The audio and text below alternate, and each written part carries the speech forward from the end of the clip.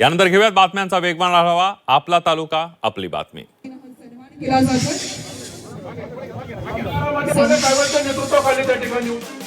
अहिल्यानगरच्या राहता तालुक्यामध्ये भाजपचे नवनिर्वाचित आमदार विवेक कोल्हे यांचा सत्कार सोहळा पार पडला. विशेष म्हणजे या सत्कार सोहळ्याला महाविकास आघाडीचे पदाधिकारी तसंच विखे पाटलांचे समर्थक उपस्थित असल्यानं सर्वांच्याच भुवया उंचावल्या.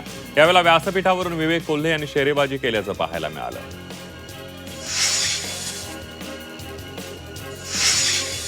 विधान परिषदेच्या रायगड, रत्नागिरी, सिंधुदुर्ग स्थानिक प्रांताधिकारी मतदारसंघाच्या निवडणुकीची प्रशासनाकडून जय्यत तयारी करण्यात येते आहे.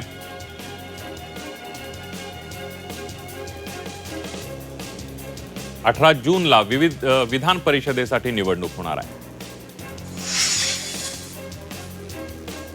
वाशिममध्ये पावसाळ्यातील पूर आणि इतर आपत्तीचा सामना करण्यासाठी प्रशासन सज्ज झाले. वाशिम तालुक्यातील एकबुर्जी प्रकल्पावर मान्सूनपूर्व आपत्ती व्यवस्थापनामध्ये परिस्थितीला तोंड कसं द्यायचं या संदर्भात प्रशिक्षण शिबिर आयोजित करण्यात आलंय. भंडारा जिल्ह्याच्या लाखांदूर तालुक्यातील पिंपळगाव, कोहळी, चिंचगाव मार्गावर मध्यरात्रीच्या सुमारास बिबट्याचं दर्शन झालेलं आहे. हा बिबट्या अर्धा तास रस्त्यावर वावरत असल्यानं वाहन चालकांमध्ये भीतीचं वातावरण निर्माण झालंय. या बिबट्याचा व्हिडिओ नागरिकांनी मोबाईलमध्ये चित्रित केलाय. भिवंडीमध्ये कुर्बानीसाठी बांधलेला रेडा पळून गेलेला या घटनेचा व्हिडिओ सध्या सोशल मीडियावर व्हायरल होतोय.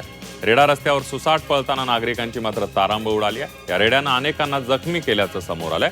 यानंतर छत्रपती शिवाजी महाराज चौकामध्ये रेड्याला पकडण्यात आलं.